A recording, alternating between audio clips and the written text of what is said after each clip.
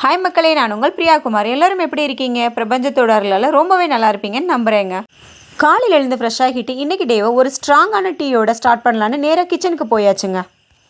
திடீர்னு பார்த்தா ஃபோன் அடிக்கிற சவுண்டு. யாரோ இவ்வளோ காலையில் நமக்கு ஃபோன் பண்ணியிருக்கான்னு பார்த்தா ஸ்கூல்லேருந்து ஃபோன் பண்ணியிருந்தாங்க.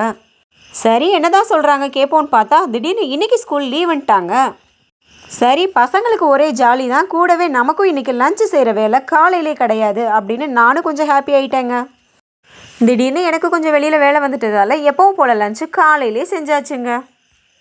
பிரேக்ஃபாஸ்ட்டுக்கு பசங்களுக்கு தோசையும் ஸ்ட்ராங்கான டீயும் கொடுத்துட்டு லஞ்சுக்கான மெனுவாக என்ன செய்யலான்னு யோசிச்சப்போ பசங்க வீட்டில் இருக்கிறதால நான்வெஜ்ஜே செஞ்சிடலான்னு முடிவு பண்ணியாச்சுங்க.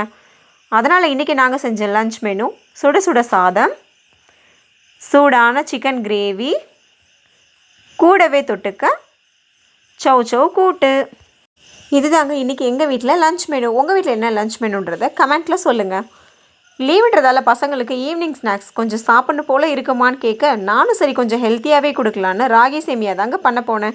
நிறைய வீட்டில் இதை பிரேக்ஃபாஸ்ட்டாவோ டின்னராகவோ தான் எடுத்துக்குவாங்க. இருந்தாலும் நான் பசங்களுக்கு இதை ஸ்நாக்ஸாகவே கொடுக்கலான்னு சொல்லிவிட்டு இதையே ரெடி பண்ணிட்டேங்க.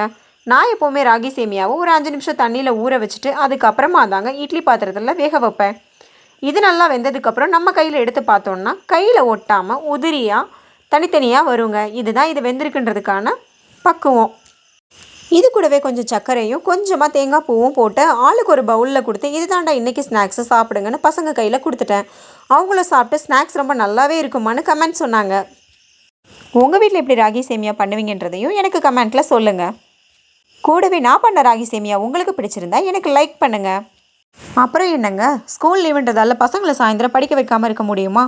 பசங்க அவங்க படிப்பை கண்டினியூ பண்ணாங்க. நான் நைட் டின்னருக்கான வேலையை பார்க்க ஆரம்பிச்சிட்டேன்.